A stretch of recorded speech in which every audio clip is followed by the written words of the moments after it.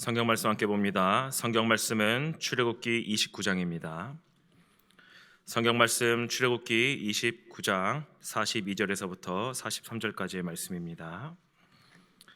성경 말씀 출애굽기 29장 42절에서부터 43절까지의 말씀입니다. 제가 봉독해 드립니다. 이는 너희가 대대로 여호와 앞 회막문에서 늘 들을 번제라. 내가 거기서 너희와 만나고 내게 말하리라. 내가 거기서 이스라엘 자손을 만나리니 내 영광으로 말미암아 회막에 거룩하게 될지라. 아멘. 함께 옆에 있는 사람들과 함께 인사했으면 좋겠습니다. 함께 예배함이 기쁨입니다. 네, 반대쪽도요. 함께 예배함이 기쁨입니다. 우선 감사 인사를 먼저 드리고 싶습니다. 우리 성도님들의 많은 기도와 관심 덕분에 우리 청소년국 단기선교 비전 트립 정말 아무 사건 사고는 있었죠. 큰 사건 사고 없이 무사히 잘 다녀왔습니다. 특별히 큰 사고는 제가 쳤습니다.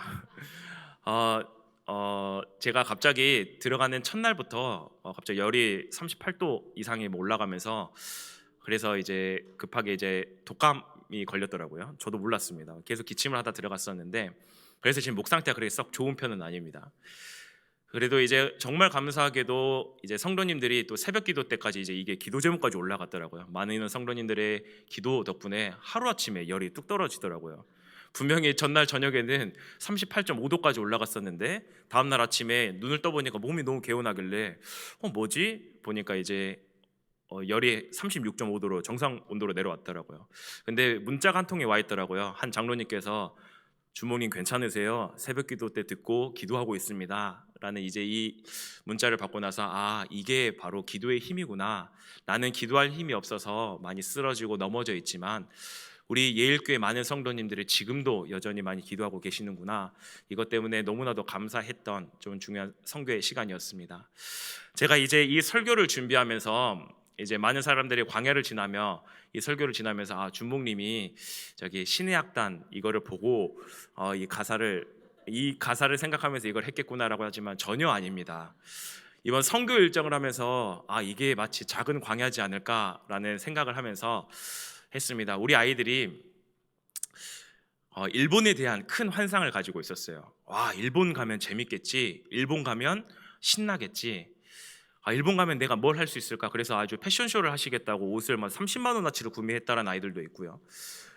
하지만 일본에 막상 내려보니까 기쁜 마음으로 내렸지만 막상 내려보니까 기다리고 있었던 건 도쿄의 강추위와 매일 하루하루씩 걸어야 되는 2만 보, 3만 보를 걸어야 되는 걸음과 그리고 매일매일 걸어야 되는 이제 매일매일 환승을 해서 가야 되는 지하철, 한 번도 가보지 못한 그 현장 가운데 어찌나 불평불만이 많이 나오던지요. 저는 잠깐의 모세를 경험을 했습니다. 저는 40명의 그런 아이들에게 이런 불신앙들을 막 받으면서 주먹님 좀만 걸으면 주먹님 힘들어요. 주먹님 버스 타면 안 돼요. 주먹님 택시 타면 안 돼요. 주먹님 왜 도쿄는 추워요? 주먹님 왜 이래요? 모세는 200만 명의 이야기를 듣지 않았겠습니까? 그러면서 문득 이런 생각이 들더라고요. 우리 인생길도 마치 이런 광야의 길과 같지 않을까라는 생각이 들었습니다. 우리 아이들이 착각했던 것처럼 우리도 신앙생활을 하면서 흔한 오해, 착각을 하기 마련이죠.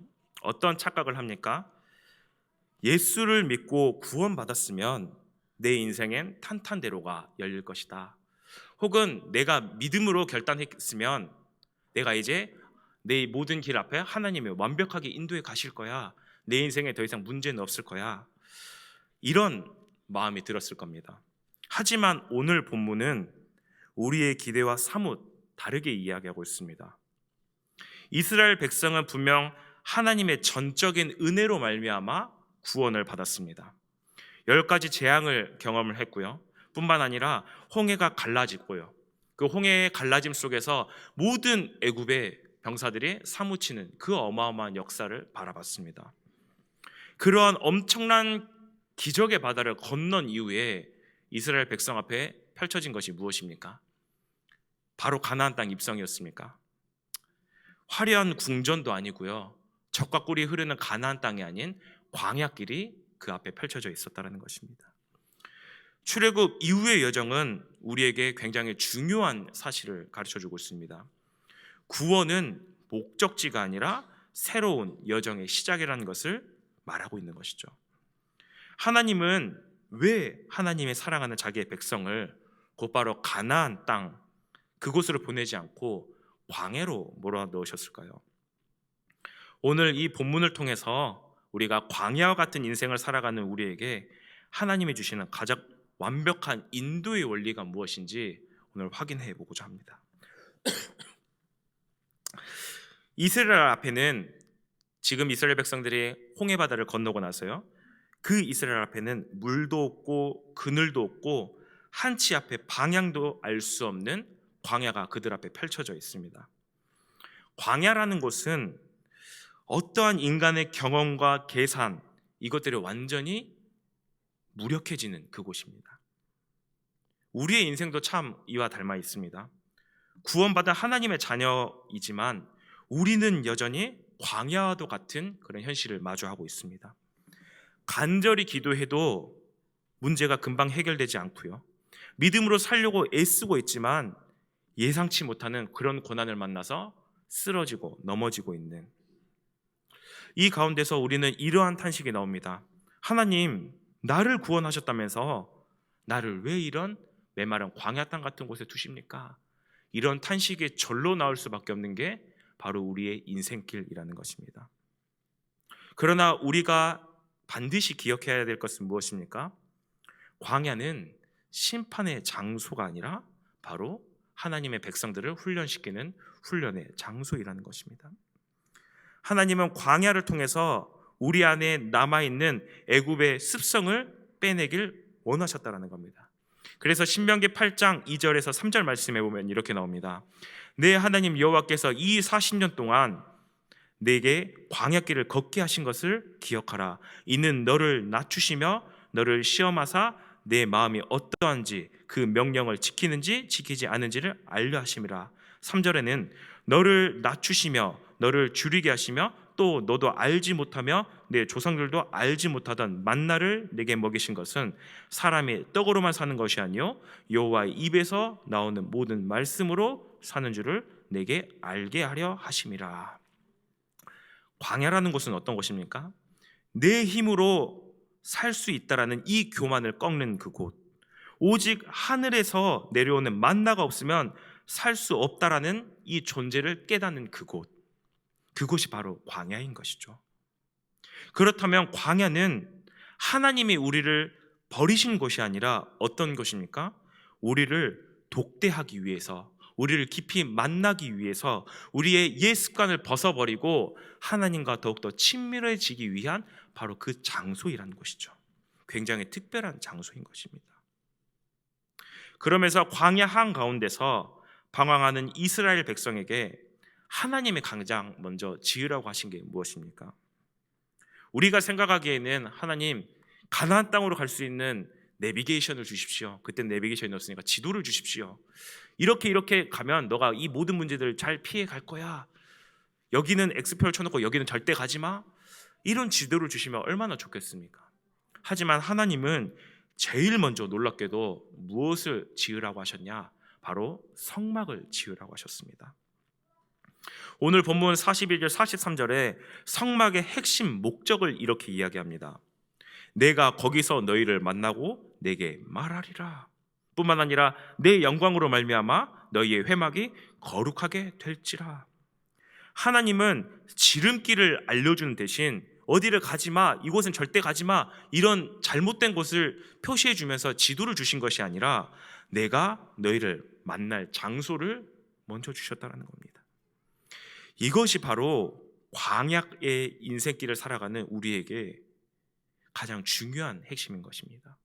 우리는 어디로 가야 합니까? 라는 이 질문 앞에 하나님은 어디로 가는 것이 중요한 게 아니라 너가 누구와 함께 있니? 이것을 중요하게 여기신다는 것이죠. 특히 42절에는 이렇게 이야기합니다. 대대로 드릴 번제라고 이야기합니다. 즉 이 번제는 특별한 날만 드리는 그 번제를 이야기하는 게 아니에요. 상번제라고 이야기하는데요, 매일 아침과 매일 저녁에 드리는 이 번제를 지금 이야기하고 있습니다. 특별한 날에만 드리는 예배가 아니라는 거예요. 광야를 지날 때, 이 말은 무엇입니까? 광야를 지날 때 어쩌다 한번 받은 기적적인 그 은혜와 그 힘 가지고 살아가는 것이 아니라 매일 반복되는 예배, 매일 반복되는 말씀, 매일 반복되는 그 기도의 자리에서 매일 새 은혜를 받아가면서 이것 가지고 너희들이 살아가야 돼라는 것을 이야기하고 있는 것이죠. 이게 우리의 삶에 적용되어지면 무엇입니까? 우리는 어마어마한 수련회, 어마어마한 선교 일정 이런 것들을 통해서 큰 은혜를 받으면 이거를 하나를 가지고 내가 일평생을 살아간다고 생각을 하죠. 크나큰 착각입니다. 하나님께서 오늘 이야기하신 것은 무엇입니까? 광야 같은 그 인생길 가운데 매일매일 하나님과 소통하며 하나님을 만나며 하나님과 동행해 나가는 그 삶, 매일의 예배, 매일의 묵상, 매일의 기도하는 그 시간, 이거를 통해서 하나님이 우리의 인생길을 함께 동행해 가시면서 인도해 가신다라는 것을 이야기하고 있습니다. 또한 이 성막은 굉장히 거룩하고 화려하다라고 이야기합니다. 단순히 금 장식 때문에 화려한 것이라고 우리는 흔히들 생각하죠. 하지만 여기에서 이 성막이 거룩해질 수 있는 비밀은 무엇입니까? 그곳에는 바로 하나님의 영광, 하나님이 임재해 있기 때문에 그 성막이 거룩해진 것이죠. 이것을 우리 삶 가운데 그대로 적용해 보면요, 우리의 광야 같은 인생, 우리의 삶은 어떻습니까? 천막에 나붓기는 그런 천막과도 같은 인생일 수도 있어요. 하지만 그런 비루한 인생과 그런 삶 가운데 하나님이 예배를 통해서 나와 함께 하신다라고 하면 그 삶은 거룩해지는 삶이라고 이야기하는 것입니다.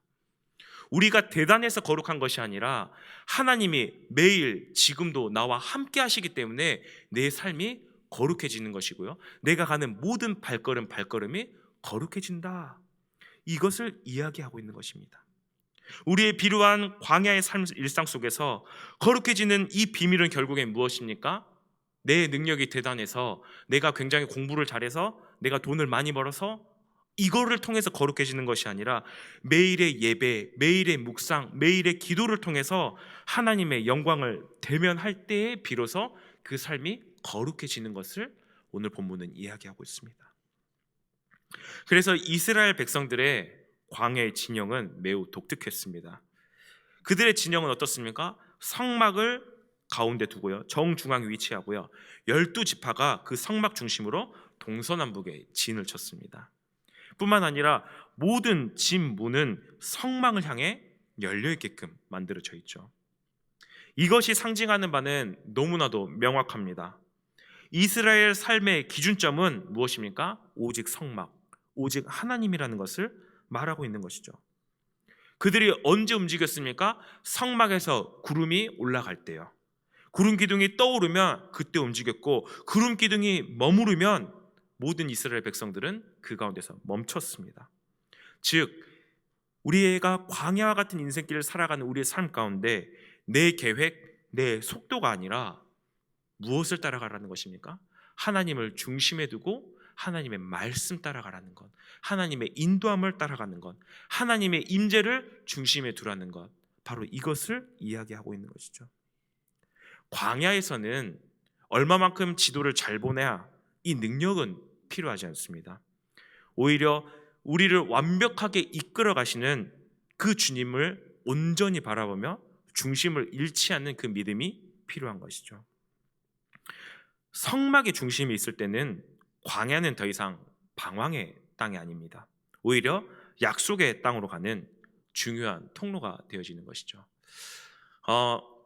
제가 이제 선교 비전 트립을 가는데 저희 함께 따라왔던 이제 인솔해 주시는 이제 인솔자분이 한 분 계셨습니다. 우리 안 계시죠? 우리 박광주 목사님의 자꾸 인솔자분을 앞장서서, 인솔자분보다 더 앞장서서 가시더라고요. 그래서 제가 이야기했습니다. 성령 인도 받는 것도 중요하지만 일본길 갈 때는 이 인솔자의 인도를 받아가는 게 중요하지 않습니까? 왜냐하면 그분이 가시다가 어디로 갈지 몰라서 뒤에 돌아와서 보고 계시더라고요. 언제까지 오시나, 여기가 맞나 이래 보시더라고요. 하지만 우리 48명의 모든 학생들은 어땠습니까? 인솔자 뒤에서 철저하게 그분만을 바라보며 따라갔습니다. 바로 이게 우리의 신앙의 인생과도 똑같을 것 같습니다. 우리의 진짜 왕 되신 그분을 우리의 중심에 두고 그분이 가는 그 길을 따라갈 때 어떻습니까? 그 어떤 아이들도 나고 하지 않았어요. 그분만을 바라보고 가면요. 그분만을 바라보고 가면. 그러다가 이제 저희가 이제 금요일 날 같은 경우에는 디즈니랜드를 갔는데요. 그때는 이제 인솔자분이 따라오지 않으셨어요. 그러다 보니까 저랑 박광주 목사님의 제일 앞에서 이 스마트폰 구글 맵을 켜가지고 이것만을 온전히 붙잡고 다녔습니다. 이 길이 맞나? 이렇게 가야 되나? 저렇게 가야 되나? 이게 절대 제 손에서 떨어지지가 않더라고요. 왜요? 제 뒤에 이 핸드폰 하나에 48명의 학생들이 저와 함께 가기 때문이죠. 이걸 보면서 느꼈습니다. 아, 우리 인생길 갔는데 나는 무엇을 붙잡고 가지? 마치 광야와도 같은 인생길 앞에 우리 성도님들은 무엇을 붙잡고 가고 계십니까? 우리의 가장 완벽한 내비게이션 되시는 그 하나님이 우리 인생길을 앞장서서 인도해 가신다는데 우리는 무엇을 중심에 두고 계십니까? 하나님은 이스라엘 백성에게 내가 광야를 없애주겠다 혹은 광야를 지나는 고속도로를 주겠다 깔아주겠다 이렇게 이야기하지 않으셨어요. 뭐라고 이야기하셨냐?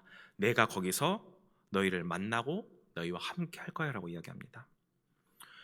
광야에 같은 그 인생길을 가는 그 길 가운데 가장 안전한 방법 그게 무엇입니까? 네, 하나님과 동행하는 겁니다. 하나님을 내 인생의 주인으로 삼고요 하나님과 함께 나가는 비밀입니다.